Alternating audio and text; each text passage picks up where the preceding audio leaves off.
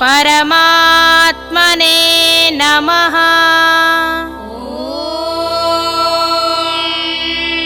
श्री परमात्मने नमः। श्रीमद्भगवद्गीता श्रीमद्भगवद्गीता अथ दशमोऽध्यायः। अथ दशमोऽध्यायः।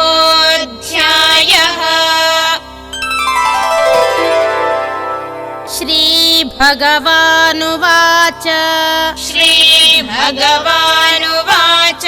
यूतं छलयतामस्मि द्यूतं छलयतामस्मि तेजस्तेजस्विनामहम् तेजस्तेजस्विनामहम् जयोऽस्मि व्यवसायोऽस्मि जयोऽस्मि व्यवसायोऽस्मि सत्त्वं सत्त्ववतामहम् सत्त्वं सत्त्ववतामहम्।